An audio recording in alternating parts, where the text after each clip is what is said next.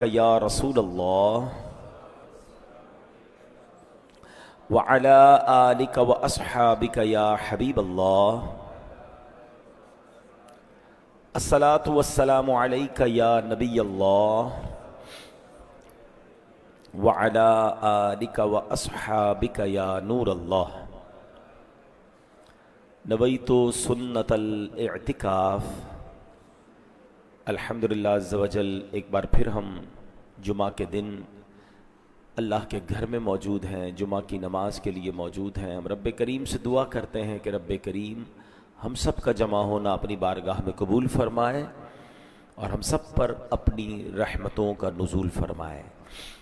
نبی پاک علیہ الصلوۃ والسلام کا فرمان ہے، مسلمان جب تک مجھ پر درود شریف پڑھتا رہتا ہے فرشتے اس پر رحمتیں بھیجتے رہتے ہیں، اب بندے کی مرضی ہے کم پڑھے یا زیادہ۔ ازل کے دن سے میرے مصطفیٰ کے چرچے ہیں، تمام دہر پہ رحمت درود پاک سے ہے۔ بہت بلند تھی، انہوں نے تو جادو کو ختم کیا، منتر کو بند کیا، لیکن جب شیطان کے پیچھے اور بری باتوں کے پیچھے قوم چلتی ہے تو اس طرح تباہ و برباد ہو جاتی ہے۔ اب یہ آیت جو ہم نے قرآن پاک میں سنی، قرآن نے کیا فرمایا؟ وَاتَّبَعُوا مَا تَتْلُو الشَّيَاطِينُ عَلَى مُلْكِ سُلَيْمَانَ۔ قرآن فرماتا ہے اور یہ سلیمان کے عہد حکومت میں اس جادو کے پیچھے پڑ گئے جو شیاطین پڑھا کرتے تھے۔ یعنی بنی اسرائیل کا یہ رویہ تھا کہ انہیں کہا گیا قرآن پر ایمان لاؤ تو بہانے کرتے تھے، اور کبھی کہتے ہم تو صرف تورات کو مانیں گے اور کسی کتاب کو نہیں مانیں گے، کبھی کہتے قرآن لانے والے جبرائیل کو نہیں مانیں گے، کبھی کہتے قرآن میں کوئی واضح نشانیاں نہیں، اسے نہیں مانیں گے، اور ماننا ہوتا تھا تو منتر کو مان لیتے تھے۔ یعنی مسئلہ یہ ہے کہ ایسا نہیں تھا کہ ان کو ماننا نہیں آتا تھا، اپنی مرضی کی چیز ماننی تھی، قرآن کی بات ہوتی، ہدایت کی بات ہوتی تو بہانے لگاتے تھے۔ اللہ کریم ہمیں ایسے غلط اور گندے دل سے محفوظ فرمائے۔ کچھ دل اتنے گندے ہو جاتے ہیں کہ حق کی بات تسلیم نہیں کرتے، بری باتیں فوراً سمجھ آ جاتی ہیں، حق کی بات میں وہ کوئی نہ کوئی کیلو کال نکال رہے ہوتے ہیں۔ اللہ قرآن میں ارشاد فرماتا ہے وَمَا كَفَرَ سُلَيْمَانُ وَلَٰكِنَّ الشَّيَاطِينَ كَفَرُوا يُعَلِّمُونَ النَّاسَ السِّحْرَ، اور سلیمان نے کفر نہ کیا بلکہ شیطان کافر ہوئے جو لوگوں کو جادو سکھاتے تھے۔ یعنی جادو منتر جن میں کفریہ کلمات ہوتے ہیں، شرکیاں باتیں ہوتی ہیں۔ حضرت سلیمان نے ہرگز کبھی جادو منتر نہیں کیا، نہ آپ کی پاکیزہ زبان سے کبھی کفریہ جملے نکلے۔ آپ تو اللہ پاک کے برگزیدہ نبی تھے، بہت شان والے تھے۔ یہ جنات تھے جنہوں نے کفر کیا، کفریہ کلمات پڑھے اور سیکھے اور لوگوں کو سکھایا۔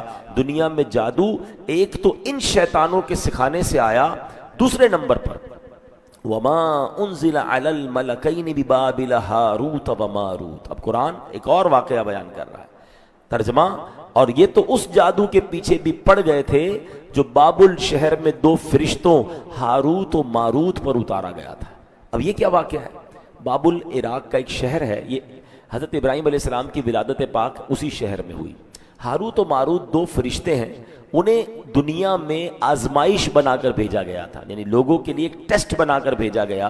مفتی احمد یار خان نعیمی فرماتے ہیں جیسے آج علماء کرام ہمیں بتاتے ہیں نا کہ یہ مت بولو یہ کفریہ کلمہ ہے، یہ مت بولو اس سے ایمان نکل جائے گا، تو علماء ہمیں بچاتے ہیں۔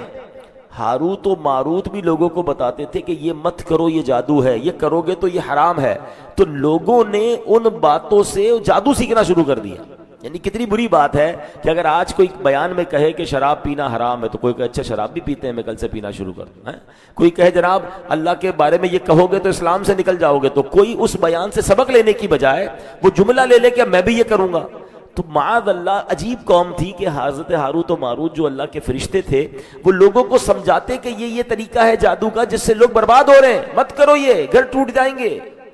مگر ان بدبختوں نے ان کے ان جملوں سے وہ جادو کے کام سیکھے اور وہ جادو میں پڑ گئے۔ تو یہ دوسرا طریقہ جس سے جادو جو ہے عام ہوا۔ اور اے میرے پیارے اسلامی بھائیو، یہاں ایک بات ضرور یاد رکھنی ہے، جادو میں یقیناً اثر ہوتا ہے مگر یہ اثر اللہ کے حکم سے ہی ہوتا ہے۔ مثال کے طور پہ آپ کھانا کھاتے ہیں تو پیٹ بھر جاتا ہے، سبب ہے نا، لیکن اللہ چاہتا ہے تو پیٹ بھرتا ہے۔ کئی لوگ ہیں جو کھانا کھاتے ہیں وہ کھانا اندر رکتا ہی نہیں ہے، اس کا مطلب کھانا پیٹ بھرنے والا نہیں ہے، کھانا سبب ہے۔ اللہ نے چاہنا ہے تو پیٹ بھرنا ہے. چاقو آپ کسی چیز پر لگائیں تو وہ ہاتھ کو کاٹ دے گا, چاقو سبب ہے ہاتھ کاٹنے کا, اللہ چاہے تو ہاتھ نہیں کٹے گا. حضرت اسماعیل پر چاقو پھرا دیا تھا نا حضرت ابراہیم نے, ذبح تو نہیں ہوئے نا. چاقو کا کام, چھری کا کام کاٹنا تھا, رب چاہے تو کاٹے گا. بالکل اسی طرح جادو اگر کوئی بندہ یہ سیکھ لیتا ہے تو اثر کرتا ہے, مگر اس میں جو تاثیر ہے رب چاہتا ہے, رب کی عطا سے یہ سب کچھ ہوتا ہے. یعنی رب کی اجازت کے بغیر نہیں ہو سکتا. کوئی یہ نہ سمجھے کہ جناب میں جادو کروں تو بربادی کر کے رکھ دوں گا, ایسا نہیں ہوتا. لیکن جادو اثر رکھتا ہے, جادو کا ذکر قرآن میں موجود ہے, جادو کا انکار نہیں کر سکتے. میں انشاءاللہ آج آپ کو جادو کی کچھ علاج بھی بتاؤں گا, اور یہ آفت کتنی بری ہے اور یہ کس قدر اللہ کو ناراض کرنے والا کام ہے. اللہ کرے آج کے اس بیان کی برکت سے وہ لوگ توبہ کریں کہ چھوٹا سا مقصد حاصل کرنے کے لیے یا حسد کی وجہ سے کہ یہ ترقی نہ کرے, اس کا رشتہ نہ ہو, اس کا گھر برباد ہو جائے, اس کا کاروبار ڈاؤن ہو جائے, اس کو فلاں ملک میں ویزا نہ ملے, یعنی سامنے والے کو نعمت مل رہی ہے, اس کو پرابلم ہو رہی ہے, اب کسی طریقے سے نعمت چھین تو نہیں پا رہا, تو اب وہ جادو کروانے کی طرف لوگ جاتے ہیں. جادو کرنے والا, کروانے والا, سب پر خدا کی کیسی لعنت ہے, ابھی آپ آگے سنیں گے. تو اے میرے پیارے اسلامی بھائیوں, یہاں ایک اور بات سمجھنی ہے کہ ہر علم فائدہ مند نہیں ہوتا. یہ جادو بھی ایک علم ہے نا, کچھ لوگ جادو سیکھتے ہیں, حرام جہنم میں لے جانے والا کام. تو یہاں ایک اور بات سیکھنے کو ملی کہ ہر علم فائدہ مند نہیں ہوتا. دیکھیں بنی اسرائیل جو جادو سیکھتے تھے, قرآن نے کیا فرمایا, ما لہو فی الآخرۃ من خلاق, آخرت میں اس کا کچھ حصہ نہیں ہے. یعنی جو لوگ یہ کام سیکھ بھی رہے ہیں یا کر رہے ہیں ان کو آخرت میں کچھ نہیں ملنا, بربادی ملنی ہے. حضرت اللہ پاک کے پیارے نبی حضرت عیسیٰ علیہ السلام نے کمال کی بات فرمائی. فرماتے دنیا میں درخت کتنے ہیں, بہت زیادہ ہیں, اور سارے درخت پھل نہیں دیتے, مگر جو پھل دیتے ہیں ان میں بھی سب پھل میٹھے نہیں ہوتے, کچھ پھل تو کڑوے بھی ہوتے ہیں نا, زہریلے ہوتے ہیں. یہی حال علم کا بھی ہے. ہر علم فائدہ نہیں دیتا, بعض علوم نقصان بھی پہنچاتے ہیں. تو پتہ چلا کہ بے فائدہ علم نہیں سیکھنا ہے. کتنی ایسی چیزیں ہیں جس کی طرف لوگ مائل ہو جاتے ہیں مگر ان کو سیکھنے کا کوئی فائدہ نہیں ہوتا. مثلا لوگ گانوں کے سر تال سیکھ رہے ہوتے ہیں, گانوں کی جناب وہ پریکٹس کر رہے ہوتے ہیں, میوزک سیکھ رہے, کیا فائدہ ہے اس کا, حرام. اگر اس سے روزی بھی ملے گی تو حرام, لیکن لگے ہوئے ہیں پورا صبح سے شام تک ریاض کر رہے ہیں. کیا کر رہے ہو بھائی, وہ کلاسیکل سیکھ رہا ہوں تو فلاں ہارمونیم سیکھ رہا ہوں. یہ کون سا علم ہے جو تمہارا وقت بھی برباد کر رہا ہے, تمہاری آخرت بھی برباد کر رہا ہے. اچھا کچھ لوگ ناول ڈائجسٹ پڑھیں گے, گھنٹوں گزر جائیں گے اس کے ساتھ, فائدہ تو کوئی نہیں ہوا, وقت ضائع ہوا, بعض اوقات دماغ بھی منتشر ہو جاتا ہے. یوں ہی مختلف قسم کے کرتب سیکھتے ہیں. آج کل وہ جادو کی ٹرکس سکھائی جاتی ہیں, بے شک اس میں جادو کہہ کر نہیں ہو رہا ہوتا, لیکن میجک ٹرکس کر کے کر رہے ہوتے ہیں, اور جناب اس کے کورسز کرتے ہیں, لوگ پیسے دیتے ہیں, فضول. یعنی کتنا سارا فرض علم سیکھنا باقی ہے, وہ اس کی فکر نہیں ہے, اور یہ الٹی چیزیں سیکھ رہے ہیں اور اس میں پیسے بھی ضائع کر رہے ہیں, برباد کر رہے ہیں. نہیں میرے پیارے اسلامی بھائیوں, ایک عجیب واقعہ میں آپ کو سناؤں. خلیفہ ہارون رشید بہت عظیم بادشاہ گزرا ہے, اس کے پاس بڑے بزرگ گزرے ہیں وہ رحمۃ اللہ تعالی علیہ. ان کے پاس جو ہے وہ ایک بندہ آیا اور اس نے کہا حضور میں ایک ایسا کرتب دکھاؤں گا, ایسا کمال دکھاؤں گا, آپ حیران ہو جائیں گے. پرمیشن دی گئی. اس نے کیا کیا کہ ان کے صحن میں ایک سوئی گاڑی اور دور چلا گیا, اور دور سے اس نے دوسری سوئی پھینکی جو پہلی سوئی کے ناکے میں سے نکل گئی. یعنی اس کا نشانہ اتنا پرفیکٹ تھا کہ سوئی کا ناکا تو بہت چھوٹا سا ہوتا ہے نا, یعنی ایک سوئی دور ہے اور دور سے پھینک کے سوئی اس نے سے گزار دی. تو خلیفہ ہارون رشید کمال آدمی تھے, انہوں نے کہا مہارت تو بہت بڑی ہے, اس بندے کو 10 دینار انعام میں دیے جائیں اور 10 کوڑے بھی لگائے جائیں. وہ کہتا ہے حضرت اتنا بڑا کمال دکھایا, 10 دینار تو سمجھ آتے ہیں, 10 کوڑے کس بات کے, 10 دینار تو اس کے لیے واقعی کمال تو ہے تمہارا, کوڑے اس لیے کہ اس کا فائدہ کیا ہے, پتہ نہیں کتنے مہینے لگائے ہوں گے تمہیں اس کو سیکھنے میں, اس سے فائدہ کیا ہوا تمہیں. یعنی اتنا ٹائم ہے تمہارے پاس کہ تم ان تمام جو کام آخرت کے کرنے والے وہ چھوڑ کر یہ کرتب سیکھتے رہے. اب غور کر لیں کہ جو لوگ اپنے وقت کو ضائع کر رہے ہیں اور ایسے علوم سیکھ رہے ہیں نہ جس کا دنیا میں فائدہ نہ جس کا آخرت میں فائدہ, بس لوگ 4 دوستوں کو چائے کے ہوٹل پہ متاثر کر دیں گے, دیکھو نئی چیز سیکھ کے آئے ہو. کیوں, اس سے فائدہ کیا ہے؟ ارے آپ کی نماز ابھی تک درست نہیں ہوئی, آپ کا جناب روزے, آپ کو مسائل نہیں پتا, آپ کو قرآن پڑھنا نہیں آتا, آپ نے حدیثیں نہیں پڑھی ہیں, آپ نے جو شریعت کا حکم سیکھنا ہے وہ نہیں سیکھا, وہ سب باقی ہے. تو عجیب سی باتیں سیکھنی ہے. وہ ایک مجھے چٹکلا یاد آیا, اور کچھ لوگ کرتے بھی ہیں ٹیسٹ دینے کے لیے, علماء کو بھی بعض اوقات لوگ ٹیسٹ کرتے ہیں. امام اعظم ابو حنیفہ تو کمال ہے نا, ان کے پاس ایک شخص آیا, کہتا ہے حضور یہ بتائیے حضرت موسیٰ کی نانی کا نام کیا تھا؟ امام اعظم سے پوچھتا ہے، امام اعظم علم کے سمندر ہیں، حنفیوں کے پیشوا ہیں، آپ خاموش رہے. کہتا ہے حضرت میں نے آپ سے حضرت موسیٰ کی نانی کا پوچھا ہے، نام بتا دیں. وہ ٹیسٹ لینے آیا تھا کہ حضرت کو پتہ ہی نہیں پتا. 3 بار سوال کیا، امام اعظم خاموش رہے. جب چوتھی بار سوال کیا تو فرمایا بیٹا نہیں، ہاں اس نے جب سوال کیا نا حضور حضرت موسیٰ کی نانی کا نام کیا، آپ نے کہا بیٹا وضو کے 4 فرائض ہیں. کہا حضرت موسیٰ کی نانی کا نام کیا ہے؟ آپ نے کہا بیٹا وضو کے 4 فرائض ہیں. کہتا حضرت امام موسیٰ کی نانی پوچھ رہا ہوں، آپ مجھے وضو کے فرائض بتا رہے ہیں. تو کیا کمال کا جواب دے. کہا بیٹا قیامت کے دن تجھ سے یہ سوال نہیں ہوگا کہ موسیٰ کی نانی کا نام کیا ہے، تجھ سے یہ سوال ہوگا کہ وضو کیسے کرنا تھا، نماز صحیح پڑھی کہ نہیں. جو فرض علوم ہے وہ سیکھو نا.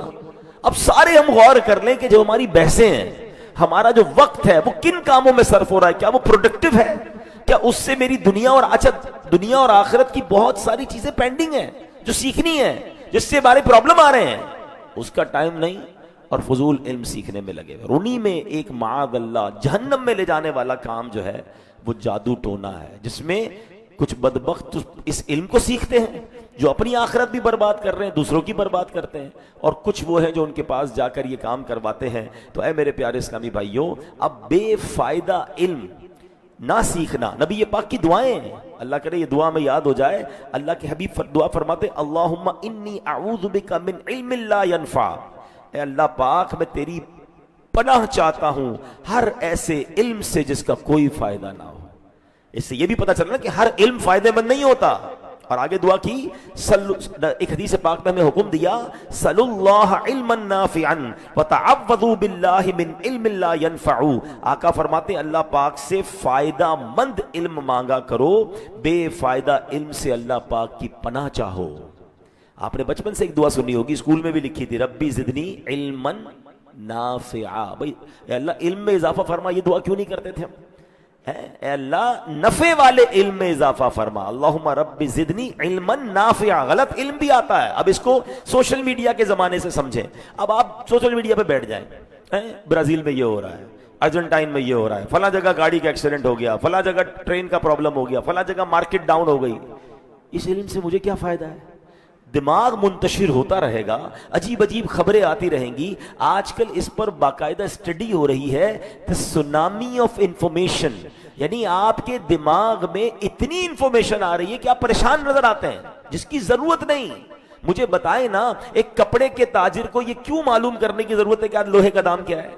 لیکن چونکہ سوشل میڈیا ہے، دنیا بھر کی خبر آئے گی، میں نے ہر 10-20 سیکنڈ کے بعد ریل چینج کرنی ہے، ایک نئی خبر، ذہن الگ منتشر، دماغ الگ ٹینشن میں. ارے بھائی مجھے اپنے گھر بار کو، اپنے کاروبار کو، اپنی ذات کو، اپنی صحت کو، اپنی آخرت کو دیکھنا ہے. اس گلی کا پتہ کیوں پوچھنا ہے جہاں جانا نہیں ہے؟ لیکن نہیں، ٹائم بھی تو ہے، بہت ہے نا ٹائم، ساری رات بھی تو گزارنی ہے. اب وہی موبائل ہے جو مجھے دنیا بھر کی خبریں دے رہا ہے، اچھی بھی دے رہا ہے، بری بھی دے رہا ہے، انفارمیشن اچھی بھی ہے، غلط بھی ہے. اس علم کا کوئی فائدہ نہیں ہے. دماغ کیپیسٹی ہے اس کی. ایک برتن کے اندر کتنا پانی ڈالو گے؟ پانی زیادہ ڈالو گے تو کیا ہوگا؟ چھلک جائے گا نا، پریشان. یہ دماغ بھی ہم لوگوں کا پریشان ہو گیا ہے. اتنی انفارمیشن آ رہی ہے جس کی ضرورت نہیں ہے. آپ بتائیں، پہلے خبریں نہیں ہوتی تھی، سوشل میڈیا نہیں تھا، پاکستان میں کسی علاقے میں کچھ ہو گیا ہمیں کوئی ٹینشن نہیں ہوتی تھی، ہم سکون سے سوتے تھے. صبح لوگ بتاتے پتہ چلا یہ ہو گیا، اچھا چلو ٹھیک ہے ہو گیا. لیکن اب چونکہ کہیں بھی کچھ ہوا فوراً جنگل کی آگ کی طرح خبر پھیلی، ہم کر کچھ نہیں سکتے، ٹینشن میں سارے آ گئے. کیوں ٹینشن لینی ہے؟ تو اب یہ سمجھ لیجئے کہ علم اللہ سے وہ مانگو، ربی زدنی علما نافعا. اپنی اسٹڈیز کو چیک کریں، اپنے مطالعے کو چیک کریں، اپنی سرچ کو چیک کریں، اپنی کمپیوٹر پر گزارے ہوئے ٹائم کو چیک کریں کہ جو بھی میں حاصل کر رہا ہوں، جو میں ریسرچ کر رہا ہوں، جو میں وقت گزار رہا ہوں، یہ میرے لیے فائدہ مند ہے، یہ فضول ہے. یار میرے پاس ایک ہی زندگی ہے، اتنی سانسیں ہیں، عبادت کر لوں، اللہ کو راضی کر لوں، اور دنیا کا کوئی ایسا علم سیکھوں جو مجھے میری دنیا میں اسکلز کو بڑھا دے. یہ منع نہیں ہے، آپ لینگویجز سیکھ لیجئے، آپ تفسیر سے قرآن سیکھ لیجئے، آپ اپنا جو کاروبار کرتے ہیں اس کا کوئی ڈپلومہ کیجئے تاکہ آپ ترقی کر لیں، اٹس اوکے. مگر وہ کام سیکھ رہے ہیں جس کا نہ دنیا میں فائدہ نہ آخرت میں فائدہ، یہ تو ہم بربادی حاصل کر رہے ہیں، ضائع کر رہے ہیں اپنے وقت کو. تو اے میرے پیارے اسلامی بھائیوں، اب آئیے وہ لوگ جو جادو کرتے ہیں یا جادو کرواتے ہیں، ان کا شرعی حکم کیا ہے؟ دارالافتاء اہل سنت کے فتوے سے میں آپ کو اس کا کچھ حصہ سناتا ہوں. کالا جادو ناجائز اور حرام بلکہ کفریہ باتوں اور کاموں پر بھی مشتمل ہوتا ہے. اس لیے کالا جادو کرنا اور کروانا سخت ناجائز و حرام، گناہ کبیرہ اور جہنم میں لے جانے والا کام ہے. اگر جادو میں کسی قسم کی کوئی کفریہ بات ہو تو جادو کرنے والا کافر ہو جاتا ہے، اور جادو کروانے والا بھی اگر ان کفریہ باتوں میں کسی طرح بھی شریک ہو وہ دائرہ اسلام سے خارج ہو جاتا ہے۔ اے میرے پیارے اسلامی، اب حدیث سنیے گا، نبی پاک علیہ السلام فرماتے ہیں لا ينظر اللہ یوم القیامت الى مانع الزکاة ولا الى آکل مال الیتیم ولا الى ساحر ولا الى غادر۔ اللہ پاک قیامت والے دن زکوٰۃ نہ دینے والے، یتیم کا مال کھانے والے، جادو کرنے والے اور دھوکے باز کی طرف نظر رحمت نہیں فرمائے گا۔ یہ چار کام سے خدا را توبہ کر لے، اللہ ہی ناراض ہو گیا تو قیامت کے دن کیا کریں گے؟ ایک اور جگہ حدیث پاک میں آتا ہے ثلاثۃ لا يدخلون الجنہ، تین قسم کے لوگ جنت میں داخل نہیں ہوں گے۔ سب نے جانا ہے نا جنت میں، اب چیک کرو ان تین میں ہم تو نہیں۔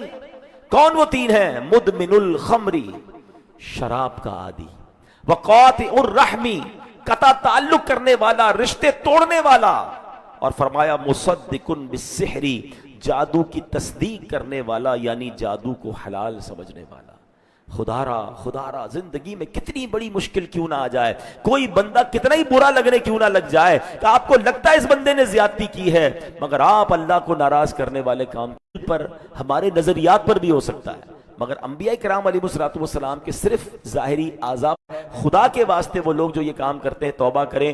دنیا میں بھی بربادی مقدر ہے، آخرت میں بھی مقدر ہے۔ اور ایک بات یاد کر لیں، ساری دنیا کسی کو امت کی خیر خواہی کے لیے باقاعدہ ایک ڈپارٹمنٹ ہم نے بنایا ہے جس کا نام ہی روحانی علاج ہے، جہاں قرآن کی آیتیں، حدیثوں کے ذریعے اللہ کے ناموں سے وظائف دیے جاتے ہیں۔ اور اس پورے ڈپارٹمنٹ کا کمال یہ ہے، دعوت اسلامی کروڑوں روپے خرچ کرتی ہے مگر مریض سے 1 روپیہ نہیں لیا جاتا۔ آپ کو تعویذ فری میں دیا جائے گا، آپ کا استخارہ فری میں کیا جائے گا، بلکہ اب تو آپ کو آنے کی ضرورت نہیں ہے، ٹیلی فون 24/7 سروس کر دی، دنیا بھر سے کال کر کے لوگ اپنا استخارہ کراتے ہیں، اپنے لیے تعویذ اور روحانی علاج کرواتے ہیں، کاٹ کروا لیتے ہیں۔ بلکہ کمال کی بات یہ ہے، چونکہ ماڈرن زمانہ ہے، ماڈرن ٹول کو دعوت اسلامی یوز کرتی ہے، آپ چاہیں تو آن لائن روحانی علاج اینڈ استخارہ اس نام سے ایپلیکیشن بنا دی گئی ہے کہ آپ اپنی ایپلیکیشن پر بیٹھے بیٹھے اپنا استخارہ کروا لیں، اپنا جو ہے وہ جو بھی وظیفہ چاہیے، اور اس میں بہت سارے وظائف پہلے ہی لکھے ہوئے ہیں کہ جناب روزی کے لیے وظیفہ کون سا ہے، اولاد کے لیے کون سا ہے، پریشانی کے لیے کون سا، جو آپ سفر پر جا رہے ہیں کون سا وظیفہ پڑھنا ہے، وہ سارے وظیفے موجود ہیں۔ 1 روپیہ آپ سے نہیں لیا جاتا، کیونکہ ہمیں اندازہ ہے جو دکھی ہے اس کو جناب اچھی خبر دینی ہے، اس کو سکون دینا، اس دکھی سے پیسے کیا لینے ہیں۔ تو الحمدللہ یہ ہے آپ کی دعوت اسلامی جو اس طرح کروڑوں مسلمانوں کی خدمت کر رہی ہے۔ تو میں امید کرتا ہوں کہ آج کے اس قرآنی بیان میں جادو کی مذمت کے بارے میں بھی ہم نے سنا، ہم نے جادو کے علاج کے بارے میں بھی سنا، اور اللہ پاک ہمیں یہ عقل بھی دے کہ کسی مسلمان کا برا نہ چاہیں، سب کا اچھا سوچیں، اللہ آپ کا بھی اچھا کر دے گا۔ سب کا بھلا، سب کی خیر، سب کے بھلے میں اپنی خیر، وما علینا الا البلاغ المبین۔ سنت ادا فرما لیجیے۔